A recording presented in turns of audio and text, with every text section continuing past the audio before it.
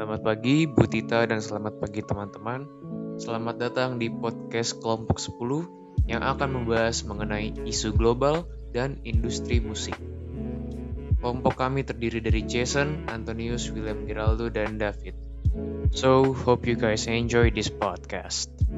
Pada abad ke-21, ekspor komunikasi, media, dan informasi menjadi mesin utama ekonomi global untuk Amerika Serikat dan negara inti lainnya. Semenjak berakhirnya Perang Dingin, pasca tragedi 11 September di Amerika, dan regresi ekonomi, permintaan global akan pesawat telah surut. Sebelumnya penjualan pesawat komersial dan militer ke berbagai negara di seluruh dunia menjadi produk ekspor utama Amerika Serikat yang sangat membantu perekonomian Amerika Serikat. Akibat dari surutnya permintaan global akan pesawat adalah produk budaya Amerika Serikat seperti film, program televisi, musik, hingga komputer menjadi produk ekspor utama Amerika Serikat menggantikan penjualan pesawat komersial dan militer. Salah satu contoh dari fenomena ekspor ini adalah Viacom's Music Television atau MTV yang tersedia di setiap benua dan memiliki potensi penonton 500 juta rumah tangga. MTV juga memiliki banyak situs web. Di Inggris Raya saja, MTV menawarkan 25 saluran video untuk segala usia. Demografi utama adalah kelompok usia 10-24 tahun. Ini juga merupakan kelompok utama yang dicari oleh pengiklan. Film dan musik Amerika sekarang menjadi komoditas global dan peningkatan penjualan di masa depan datang dari luar negeri, terutama pasar negara berkembang. Komoditas video, seperti film dan musik, ini adalah bentuk dari kolonialisme elektronik. Produk-produk media massa dengan implikasi budaya, bahasa, dan ekonomi menumbuhkan persaingan antar negara-negara inti mengenai budaya, nilai-nilai moral, dan ekonomi negara-negara inti. Tidak semua bangsa menyambut baik globalisasi media massa. Banyak negara periferal dan beberapa negara industri, terutama Kanada, Irlandia, Australia, dan Prancis prihatin dengan dominasi ekspor media global Amerika Serikat. Setelah itu ada peningkatan biaya. Media mengurangi produksi drama prime time karena biaya sangat tinggi dalam program drama tersebut. Biaya dalam pembuatan drama prime time adalah sekitar 1,75 juta dolar per jamnya.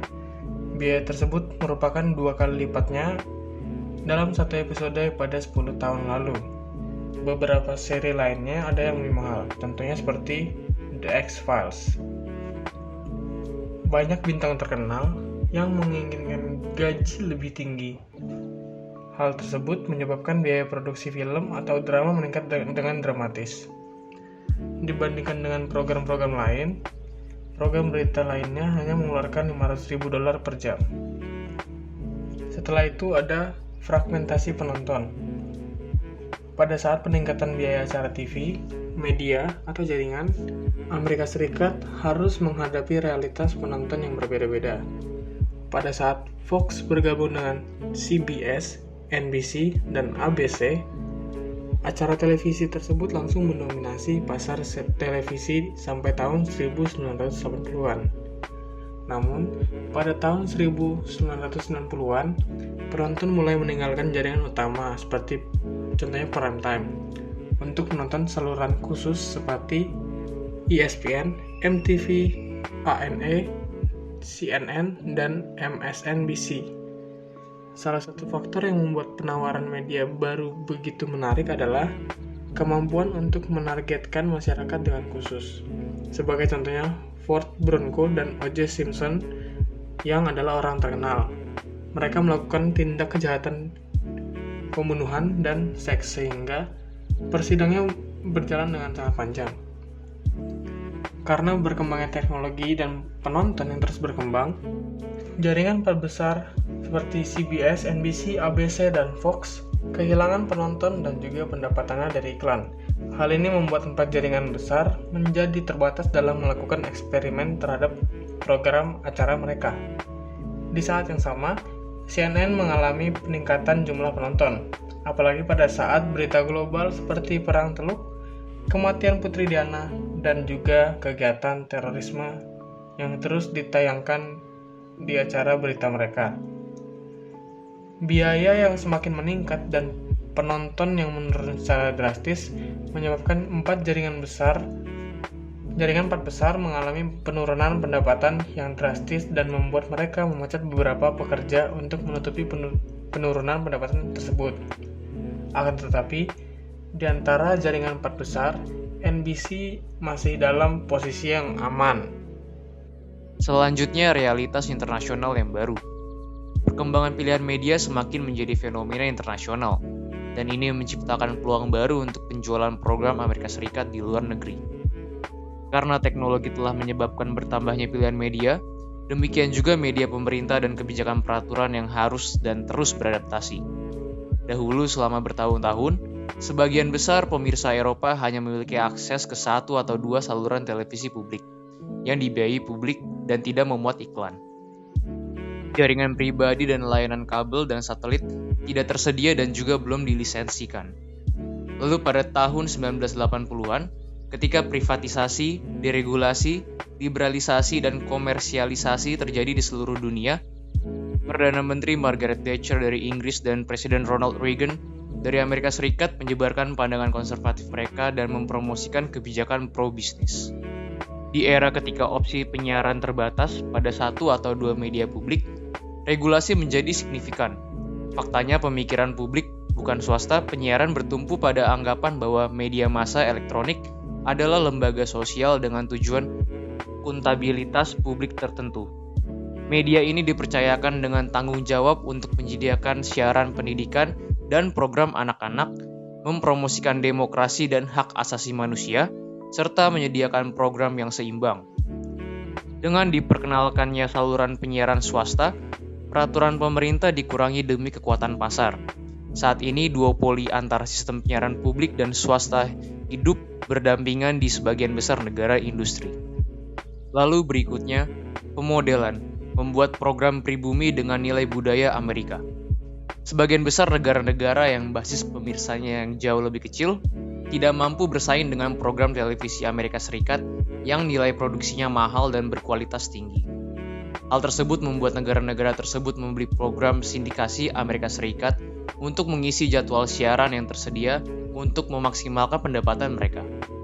Akibatnya, banyak negara, baik negara industri maupun yang kurang berkembang, mengalami erosi yang signifikan terhadap budaya mereka sendiri. Negara-negara tersebut menyalin format program televisi Amerika Serikat dan membuat program televisi pribumi beradaptasi dengan program televisi ala Amerika Serikat. Kecenderungan untuk menghasilkan adaptasi model Amerika Serikat memiliki implikasi budaya dan programatik. Yang menjadi perhatian utama adalah cara yang berbeda di mana Amerika Serikat dan negara lain memandang industri budaya. Alasan Amerika Serikat untuk mempromosikan produk-produk media seperti program televisi, film, DVD, rekaman, CD, dan lain-lain didasarkan pada gagasan bahwa pasar akan menentukan pemenang dan pecundang atau berdasarkan perspektif ekonomi. Sikap ini sangat kontras dengan persepsi hampir semua negara lain yang memandang industri budaya dari perspektif non-ekonomi. Bagi mereka, produk-produk media tersebut adalah ekspresi dari sejarah, budaya saat ini, identitas, dan masa depan mereka. Nah, sekarang saya akan menjelaskan tentang Global Media Marketplace.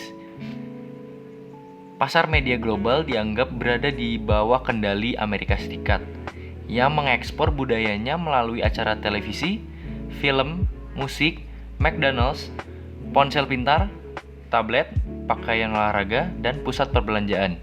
Namun, nyatanya pada saat itu Amerika mulai kehilangan keunggulannya, yang dimana ahli strategi menyarankan bahwa Amerika Serikat harus mengadopsi strategi yang lebih kooperatif daripada strategi bersaing di media internasional. Sebagai ketua awal dalam industri elektronik, Amerika Serikat tidak siap ketika mulai kehilangan keunggulan kompetitifnya dari pabrikan Jepang dan Eropa.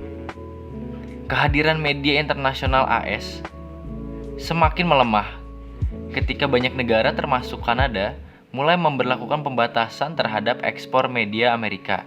Pada saat yang sama, mereka mulai mensubsidi produksi media mereka sendiri, sehingga menciptakan lebih banyak program untuk bersaing dengan produk Amerika.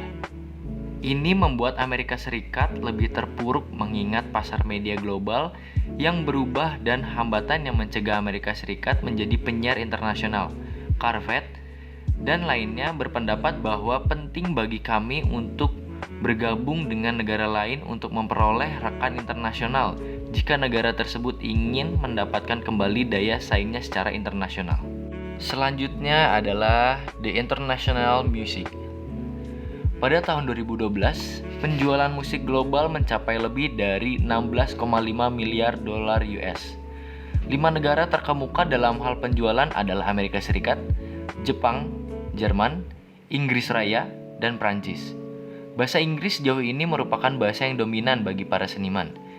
Industri global berada dalam kondisi yang terus berubah karena dua alasan. Yang pertama adalah terdapat serangkaian akuisisi potensial saat industri berkonsolidasi secara global, dan yang kedua adalah ia harus menemukan cara untuk menangani pengunduhan musik yang legal dan ilegal dari internet.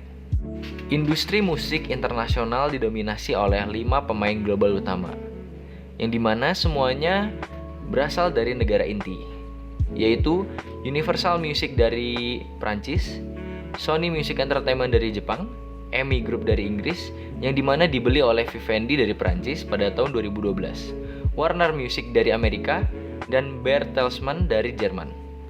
Pada tahun 2003, Sony Music bergabung dengan Bertelsmann, BMG, memotong jumlah pemain utama menjadi 4. Tetapi, sebuah perusahaan baru, Live Nation Entertainment, sekarang telah mengambil tempat keempat tersebut. Bahasa artistik yang dominan adalah bahasa Inggris, memberikan keuntungan besar bagi artis dan band Inggris dan Amerika Utara. Terakhir, seperti dibahas di tempat lain, televisi global MTV untuk pasar remaja juga telah berfungsi untuk mempromosikan perluasan global dari industri musik video. Rincian lebih lanjut mengenai aktivitas 4 besar dan artis dibahas di bawah ini, bersama dengan peran MTV dalam kancah musik global. Universal Music Group dari Prancis. Perusahaan musik global terbesar adalah Universal Music Group atau biasa dikenal sebagai UMG.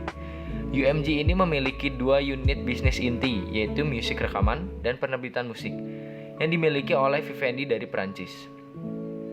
UMG memiliki ventures dari 80 negara, lebih dari 10.000 karyawan, dan lebih dari 25% pasar dunia untuk semua jenis musik. UMG mengambil alih British EMI Records pada tahun 2012, yang dimana itu menambah aset musiknya. Itu juga mengontrol grup penerbitan musik terbesar ketiga. UMG juga memiliki perusahaan musik Latin terkemuka di dunia, UMG Latin Entertainment. Musisi Latin terkemuka mendaftar di perusahaan milik Prancis yang berbasis di New York ini. Ini adalah contoh nyata dari kolonialisme elektronik karena semua negara Latin berada di zona semiferal atau periferal. Tolong dikat ya. Dari musisi Latin. Musisi Latin terkemuka mendaftar di perusahaan milik Prancis yang berbasis di New York ini. Ini adalah contoh nyata dari kolonialisme elektronik karena semua negara Latin berada di zona semiferal atau periferal. UMG memiliki 18 label rekaman termasuk Decca dan UMG Nashville. Beberapa artis UMG antara lain adalah ABBA, Bryan Adams, Elton John, Rihanna, Justin Bieber, Sheryl Crow, Rolling Stone, Sting, Bon Jovi, Black Eyed Peas, dan Shania Twain. Ini juga memiliki hampir setengah dari penjualan global dalam genre musik klasik. Yang kedua adalah Sony Music Entertainment yang berasal dari Jepang. Konglomerat musik terbesar kedua adalah Sony Music Entertainment Group ini. Hasil penggabungan tahun 2004 antara divisi musik Sony Corporation Jepang dan Bertelsmann dari Jerman. Setelah membeli 50% saham Bertelsmann di tahun 2008, Sony Music sekarang menguasai sekitar 25% pasar musik global. Sony memasuki bisnis rekaman ketika mengambil alih CBS Record Group pada tahun 1988. Label musik Sony termasuk Columbia, Arista, Epic, RCA Victor, Sony Classical, dan Legacy ini memiliki artis rekaman besar di bawah kontrak seperti Alicia Keys, Carrie Underwood, Celine Dion, Mariah Carey, Will Smith, Ice Cube, dan masih banyak lainnya. Selanjutnya adalah Live Nation Entertainment dari Amerika. Ketika Time Inc. mengambil alih Warner Bros. Pada akhir 1980-an, ia juga mengambil The Warner Music Group, yang merupakan perusahaan rekaman terbesar ketiga setelah UMG dan Sony. Label rekaman yang dikendalikan oleh Warner Bros. Adalah Warner Music International, Elektra, Atlantic, Maverick, Reprise, dan Rhino. Beberapa dari 1.000 artisnya adalah Red Hot Chili Pepper, Eric Clapton, Faith Hill, dan Sammy Davis Jr. Selain tersedia di toko rekaman di seluruh dunia, musik artis Warner Bros. Juga tersedia melalui situs online Warner atau melalui lebih dari 150 toko Warner Bros. yang berlokasi di negara-negara inti serta di Meksiko, Timur Tengah, dan lingkar Pasifik. Warner juga merupakan penerbit musik besar. Lebih dari setengah pendapatannya berasal dari luar Amerika Serikat, tetapi masih mencari mangsa pasar yang lebih besar dari Uni Eropa. Yang terakhir adalah Warner Music Group dari Amerika. Ini adalah perusahaan musik dan event company keempat yang dibentuk pada tahun 2005. Minat musik Live Nation dijalankan oleh artis dari Live Nation sendiri. Di bawah ini adalah beberapa artis yang memiliki kontrak dengan Warner Music Group, yaitu Madonna, U2, Jay-Z, Shakira, dan Nickelback, sebuah band Kanada. Madonna meninggalkan Warner Music untuk bergabung dengan Live Nation. Live Nation memiliki Ticketmaster, House of Blues, dan mempromosikan lebih dari 2.000 konser dengan artis terkemuka di seluruh dunia. Di masa depan, berharap untuk mendatangi lebih banyak artis yang tidak puas dengan persyaratan berat dalam kontrak rekaman mereka saat ini dengan perusahaan lain. Oke, selanjutnya MTV sebagai musik global yang dominan.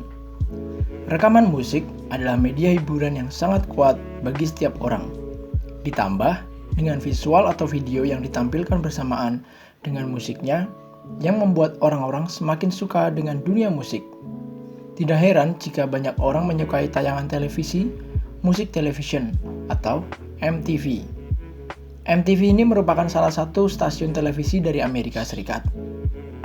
Orang yang menyukai tayangan ini tidak hanya berasal dari Amerika Serikat, namun di seluruh dunia juga dijangkau oleh MTV tersebut.